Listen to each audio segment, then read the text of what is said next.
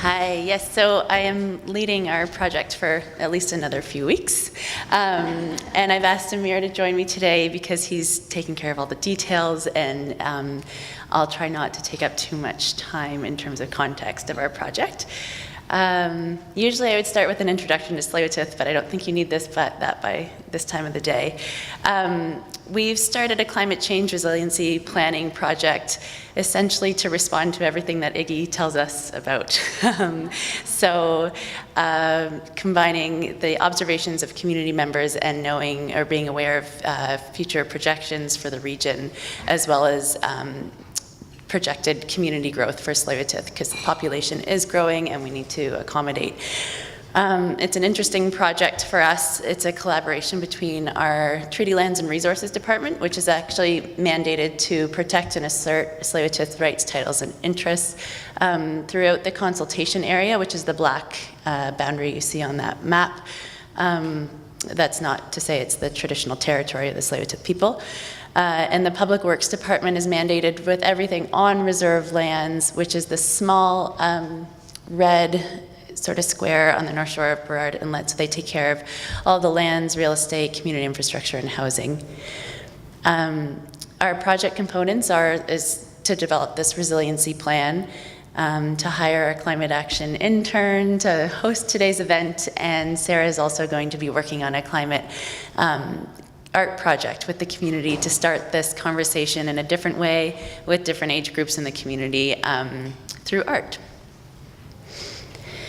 So the purpose of the plan is to put our minds together to make sure we can plan for Tsleil-Waututh to continue to thrive physically, culturally, spiritually, and economically in the face of a changing environment and changing climate.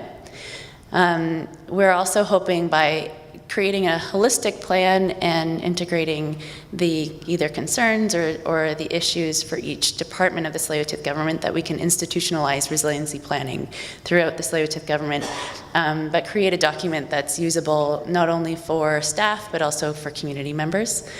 And in this stage of our funding, we'll be able to develop adaptation strategies that then in future funding opportunities will seek to plan or to develop implementation plans and action plans to prioritize action.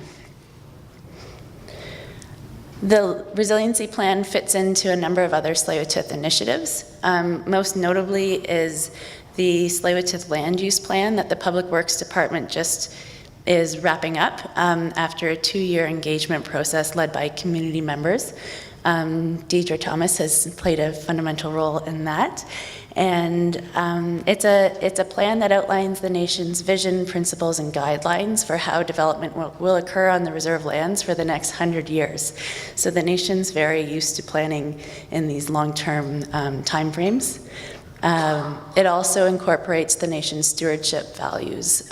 So one of the objectives coming out of that land use plan was to start planning and mitigating for climate change impacts on reserve. We also have our cumulative effects monitoring project, various habitat restoration projects, habitat mapping, our shellfish habitat and harvest restoration, and fisheries and wildlife management programs that will all inform this plan, but also hopefully the adaptation strategies we develop coming out of this plan will help support those initiatives as well. What we learn from going through this process and how we develop our plan will also help us inform consultation requests. Anything that occurs within the consultation area comes through our office, so we're able to review and respond to local and regional adaptation or resiliency plans, as well as provincial and federal legislative reviews, regulations, policy, and strategies. And as Tanya commented in a question earlier today, we're also looking for opportunities to engage at the IPCC level. We've also recently joined the International Alliance to Combat Ocean Acidification, and I believe Tsleil-Waututh is the first Indigenous community from Canada to join this alliance. There's several Washington tribes, and I think in Oregon and California as well, but a way of continuing to grow that network and collaborate as much as we can. So we're in the early phases of this project. We'll have to present this at the end of our process as well. But we're wrapping up our knowledge inventory. We've been working hard to compile all existing data that we can and then supplement that with field data this summer. And we're heading into phase 2, which is our hazard assessment. So it's been really important to our project team that this is, as much as possible, a community-led plan, or at least from representatives of the community on staff. And so it's a very iterative process with our consultants, KWL. We've been identifying, well, early on we identified our priority hazards to look at, such as sea level rise, shoreline erosion, increased precipitation, and inland flooding. But we spent quite a bit of time looking at the receptors that would essentially inform what the community values are. And within those receptors, we have sectors and elements. Next, we'll start to look at the impacts of those receptors based on their vulnerability, so their exposure, their sensitivity, and adaptive capacity. And from there, we'll then identify adaptation strategies. So the sectors that we're looking at, we have about 50 elements across 6 sectors that we're looking at in terms of impacts. And some of these are pretty standard in terms of adaptation planning with land use and real estate and infrastructure and community services. Other aspects of this will be pretty specific to Tsleil-Waututh in terms of traditional heritage, and by that we mean looking at archaeological sites, intangible cultural sites, and other sites like that. The ecological systems we're looking at are quite comprehensive and are comparable to what we're looking at in our cumulative effects monitoring framework. And community and cultural health for Tsleil-Waututh would be in line with Dr. Donatuto's work that she presented on the health indicators. We've actually worked with Swinomish in the past, so we'll continue to look at health in that more holistic way. Okay. Great. Okay, thanks Bridget, and thanks for having us. I want to talk a little bit about the hazard assessment that we're doing as part of this project and a little bit about the vulnerability framework, and I'll try to be quick. We're getting near the end of the day. So a lot of climate change assessments from decades ago really looked at some basic things like sea level rise and flooding. On this project, we're trying to really connect the hazards that we look at to the community values and those sectors that Bridget mentioned, and we spent some time developing. So sea level rise is obviously on there. We're also looking at increased precipitation, increased temperature, and ocean changes. For a lot of this work, we're really going to be trying to synthesize information that all of us here have talked about, and you might be getting emails and calls from our project team to share your data. But we're trying to be inclusive of everything because you're only going to find the impacts for the hazards that you look at. And so you need to think about what do you really care about. And so I want to talk today about some of the additional work we're doing on sea level rise. Flooding is something that everybody thinks about, but we're also looking at intertidal zone change and the potential impacts that it has, and also wave effects and erosion, which Nathan talked about earlier today. But the first question with sea level rise is how much and when? This graphic is the province's current policy guidance on sea level rise. It's from 2008, and the data and research that was available at that time, and it shows on the bottom time and on the vertical axis amount of sea level rise. And what they did was they said, let's pick a linear line because that's the best way to move forward. So that's where that number 1 meter by 2100 comes from, if you've heard it. But I really want to emphasize to everyone here that we don't know how much and we don't know when. So it's great to start by thinking about 1 meter of sea level rise, but let's not make decisions where we completely forget that there might be 2 and it might be faster. So we have to keep all of that in mind. So one of the ways we're looking at sea level rise impacts is intertidal zone change, or to the some of you in the room, you might know the term coastal squeeze. So this image shows a portion of the Tsleil-Waututh shoreline.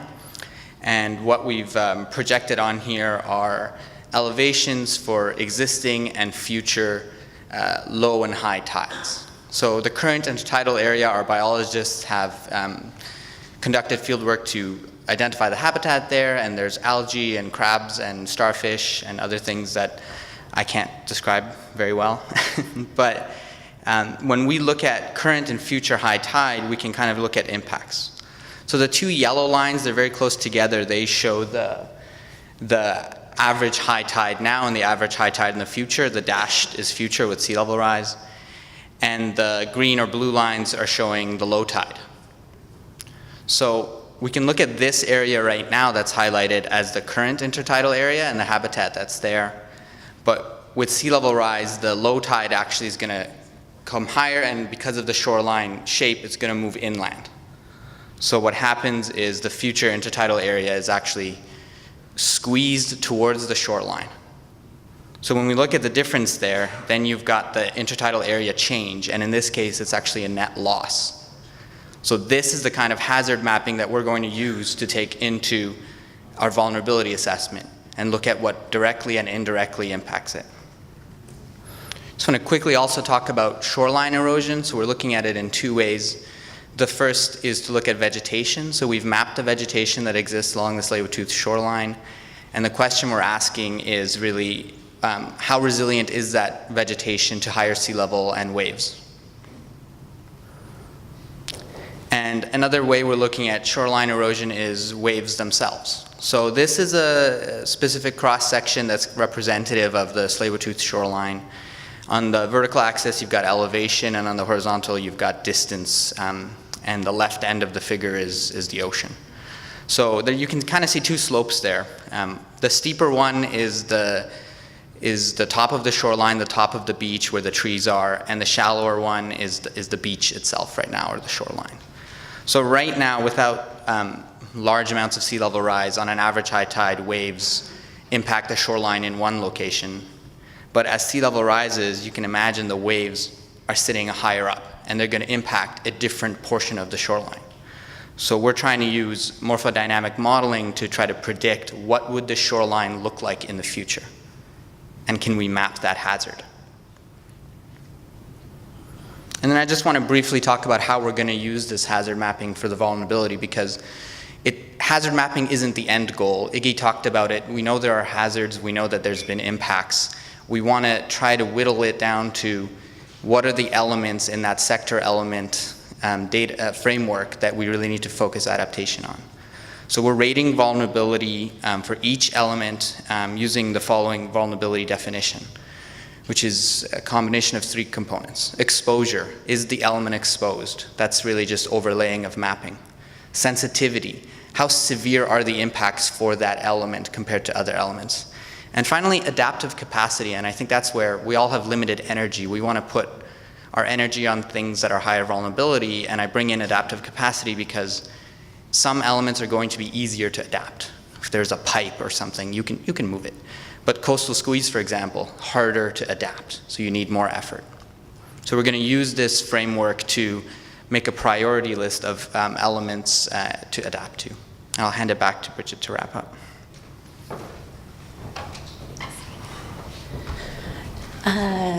So another component that I think is quite unique to Tsleil-Waututh's plan is that we're actually going to be using archaeological sites and cultural deposits to assess climate change impacts in a different way, and to also use that information to proactively protect Tsleil-Waututh's history.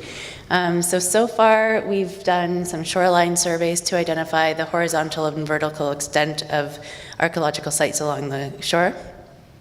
We can also estimate previous sea levels from existing erosion and buried sediments within, or buried deposits within the intertidal. We'll be doing an inventory of creek banks to identify other cultural deposits and intangible cultural sites. And there's also the potential use of isotope analysis from archaeological sites to understand past sea temperatures in correlation with dated material. So our next steps are to review our hazard assessment results against traditional knowledge. So we're going to be bringing this information to the community in various ways, either through direct conversations with individuals or focus groups or things like that. We'll then carry through into our vulnerability assessment and develop out adaptation measures from there. The work that KWL is helping us with now will create a big part of our plan, but there may be elements from other departments that we need to include as well in different ways. So the final report might be a little bit more, maybe even more comprehensive than the work we're doing with KWL. Again, we need to identify our funders, the First Nations Adapt Program, Real Estate Foundation of BC, and West Coast Environmental Law. And if you have any questions, we'd be happy to follow up. Thank you.